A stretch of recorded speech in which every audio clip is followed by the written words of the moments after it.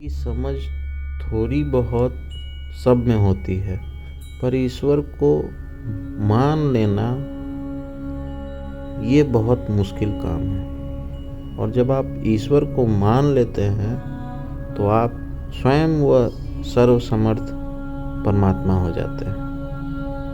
तो जब तक आप उसको मान नहीं रहे हैं, आपके जीवन में सुख दुख चलते रहता है। और जब आप ईश्वर को मान लेते हैं तो ईश्वर ही हैं, सब ईश्वर ही कर रहे हैं, ईश्वर के सिवा कुछ है ही नहीं इस जीवन में।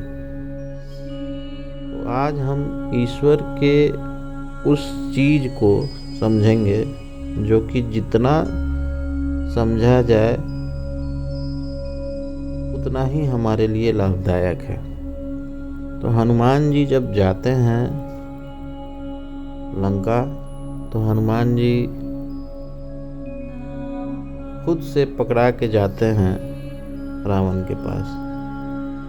और रावण को ये लगता है कि मेघनाथ ने पकड़ के लाया है हनुमान जी को, पर रावण को एक संदेश देना था जो हनुमान जी करने गए थे। तो जो ईश्वर को जो मान लेता है वो दुनिया में हर जगह प्रेम देखना चाहता है, वह प्रेम बांटना चाहता है, क्योंकि वो ये समझ जाता है कि प्रेम तो हमेशा है, निरंतर है। लेकिन हम लोग उतने सूक्ष्मतर नहीं हो पाते हैं जो उस प्रेम को जान पाए। क्यों? क्योंकि ईश्वर ने उसके साथ माया भी दे रखी है, और माया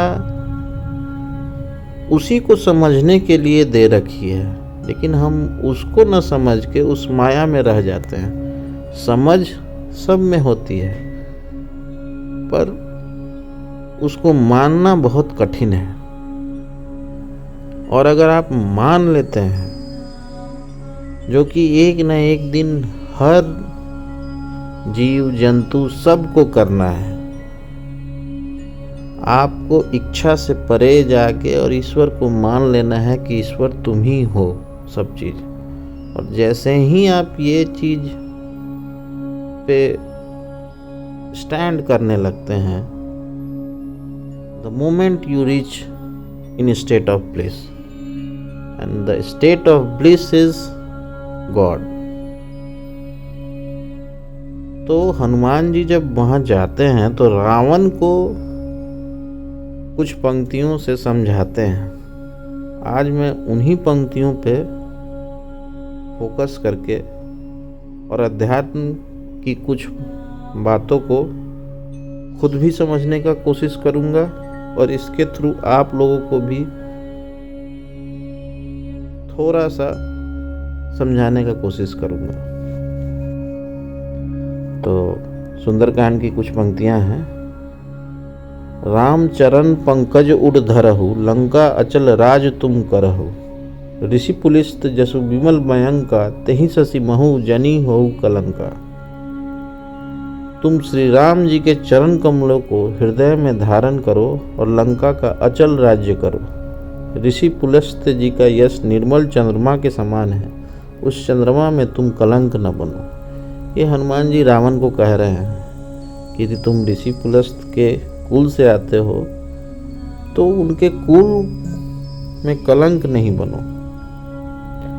राम नाम बिनु गिरा न सोहा, देखु विचारि त्यागी मद मोहा। बसन हीन नहीं सोह सुरारी, सब भूषण भूषित बर नारी। राम नाम के बिना वाणी शोभा नहीं पाती। मद मोह को छोड़ विचार कर देखो, हे देवताओं के शत्रु, सब गहनों से सजी हुई स्त्री भी कपड़ों के बिना शोभा नहीं पाती। राम विमुख संपत्ति प्रभुताई, जाई रही पाई बिनु पाई। सजल मूल जिन सरित नाही, बरसी गए पुनि तब ही सुखाही।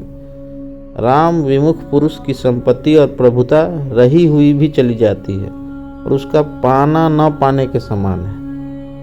जिन नदियों के मूल में कोई जल स्रोत नहीं है, अर्थात सिर्फ बारिश का ही आसरा है, ये वर्षा बीत जाने पर फिर तुरंत ही सूख जाती हैं। सुनु दस कंड कहूँ मन रोपी, विमुख राम त्राता नहीं कोपी। शंकर सहस विष्णु आज तो ही, सकहि न राखी राम कर द्रोही। हे रावण, सुनो, मैं प्रतिज्ञा करके कहता हूँ कि राम विमुख की रक्षा करने वाला कोई भी नहीं है। हजारों शंकर, विष्णु और ब्रह्मा भी श्री राम जी के साथ द्रोह करने वाले तुमको नहीं बचा सकते। मोह मूल बहुसूल प्रद, त्याग हुतम अभिमान। भजहु राम रघुनायक, कृपा सिंधु भगवान। मोह ही जिसका मूल है, ऐसे अज्ञान जनित बहुत पीड़ा देने वाले तम रूप अभिमान का त्याग कर दो और रघुकुल के स्वामी, कृपा के समुद्र भगवान श्री रामचंद्र जी का भजन करो। ये तो था इसका शाब्दिक अर्थ। इस शाब्दिक अर्थ से हम ये समझते हैं कि हनुमान जी रावण को ये बताने का कोशिश करते हैं कि जो भी तुम कार्य कर रहे हो वो ईश्वर का कार्य नहीं है। ईश्वर का कार्य है प्रेम बांटना, हर कोई से प्रेम करना। और प्रेम आप तभी कर सकते हैं जब आपके अंदर अभिमान खत्म हो जाए। किस चीज का अभिमान? तो हमने बहुत सारा अभिमान पाल के रखा है। अगर हम उस अभिमान को खत्म कर लेते हैं तो हमें प्रेम समझ में आने लगता है। हमारे जीवन में भी होता है, हम कोई पद ग्रहण कर लेते हैं, कुछ पैसे हो जाते हैं हमारे पास, बहुत तरीके का कुछ चीज ऐसा हो जाता है जिससे हमको लगता है कि we are superior then so many one. वहाँ हमें अभिमान हो जाता है और अभिमान के कारण हमें कष्ट भी होता है। हम एक अपना आउटर पेरिफेरी बना लेते हैं और उस आउटर पेरिफेरी को कभी भी कष्ट अगर पहुंचता है तो हमें कष्ट हो जाता है, हम दुख में चले जाते हैं। और अगर उसको नहीं कष्ट पहुंचता तो हम सुख में रहते हैं और अभिमान और बढ़ते रहता है। तो उस समय क्या होता है कि ईश्वर का नाम स्मरण, ईश्वर की याद और ईश्वर को समझना, ये सब हम समझ के भी भूल जाते हैं। जानते सब हैं कि ईश्वर है, हम सब चीज करते भी हैं, ईश्वर का पूजा भी करते हैं, पर ईश्वर का पूजा करके उसके बाद हम अगर किसी का दिल दुखा दे रहे हैं, किसी का भी, तो ये ईश्वर का कार्य नहीं है। तो रावण क्या कर रहा था? वो बहुत बड़ा ज्ञानी था, उसने सब चीज अर्जित कर रखी थी, लेकिन उसे अभिमान हो गया था कि उससे बड़ा कोई ताकतवर है नहीं, वो सब चीज कर सकता है। वो इस कारण से, इस अभिमान के कारण वो गलत पे गलत सबको कष्ट पहुंचा रहा था।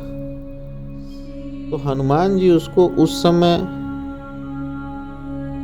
प्रेम की भाषा समझा रहे थे, जिसे हम आज के शाब्दिक में अध्यात्म में कहते हैं लॉ ऑफ अट्रैक्शन। वो पूरे यूनिवर्स में अपने अट्रैक्शन का जो ये है प्रेम, उसको भेज रहे थे कि तुम भी सबसे प्रेम करो।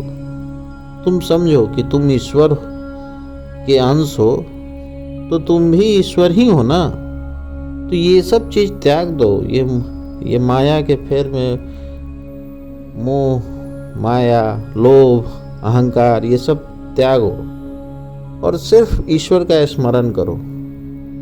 और ईश्वर का स्मरण करते करते करते करते एक न एक समय स्थिति आती है जब आप ईश्वर को मानने लगते हैं। ईश्वर को मान लेना, बस ईश्वर को समझ लेना है। लेकिन हमारे साथ क्या है कि हम मनुष्य अपने संस्कारों से, ज्ञान से, बहुत कारणों से अभिमान में है कि हमें कुछ आता है, और सबसे बड़ा फैक्ट ये है कि हमें कुछ नहीं आता है। और हमें यही समझना है कि हम तो कुछ हैं ही नहीं। मैं शब्द, हम शब्द कुछ नहीं है, सब वही है, उसी का अंश है जो हमारे अंदर भी है।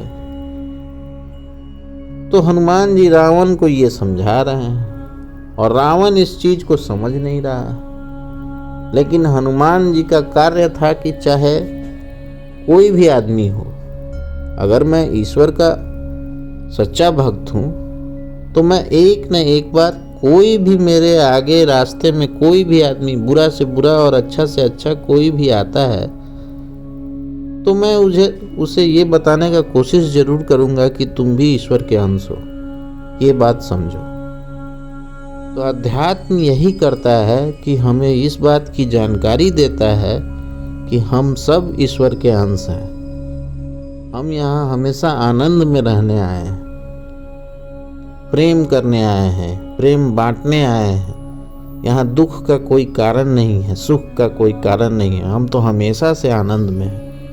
ईश्वर ने हमें जितना भी दिया है वो कम है, और उसने हमें इतने सारे चीज़ों से सुशोभित किया है। पूरी सारी सृष्टि दे रखी है, ये सारी सृष्टि तुम्हारी है। और हम लोग अपने को कन्फाइंड कर लेते हैं पर्टिकुलर सोच में कि हम यहाँ कन्फाइंड हैं, हम यहाँ कन्फाइंड हैं, और जो कि हमारे दुख का कारण हो जाता है। और ईश्वर ने हमारे लिए सारा सृष्टि दे रखा है।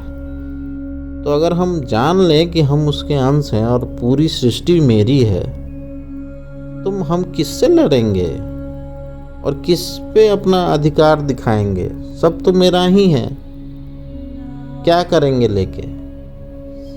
तो अध्यात्म से ये गहरी सोच उत्पन्न होती है कि हम ही हैं, और हम ही हैं सब चीज के कारण, सब चीज के मूल स्रोत।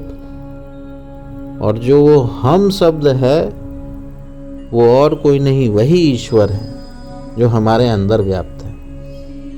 तो हम किसी भी परिस्थिति में हैं, अगर हम इस बात को समझ लें कि ईश्वर है और ईश्वर को हम मान लें, तो ईश्वर को मान लेने से ऑटोमेटिक सब चीज़ें समझ में आने लगेंगी। हम जो सोचते हैं वो होगा। और बहुत जगहों से सोच निगेटिव आते रहता है, हमारे संस्कार से, हमारे समाज से। तो और बहुत सारी चीज़ें जो हैं, बहुत अच्छी अच्छी चीज़ें भी हैं जो हमारे संस्कार और समाज से आती हैं। लेकिन अगर हम उनके भोग में रह जाते हैं तो हम उसका निगेटिव पहलू उठा लेते हैं, और हम उसको ग्रेटफुलनेस के साथ कि नहीं, ये परमात्मा ने मुझे दिया है आनंद के लिए, हम इसको भोगेंगे नहीं, बस इसका यूज़ करेंगे और इसमें से निकल जाएंगे, तो हम ईश्वर को प्राप्त कर लेंगे। तो इतनी बड़ी बात तुलसीदास जी ने हनुमान जी के मुख से रावण को बतलाने का जो उन्होंने यूज किया है पंक्तियाँ, वो बहुत ज्ञानप्रद है। और यही हनुमान जी हैं जो कुछ न कुछ, यही 4-5 लाइन है जो हनुमान जी रावण को समझाने के लिए बोलते हैं। और यही सारा सार है अध्यात्म का।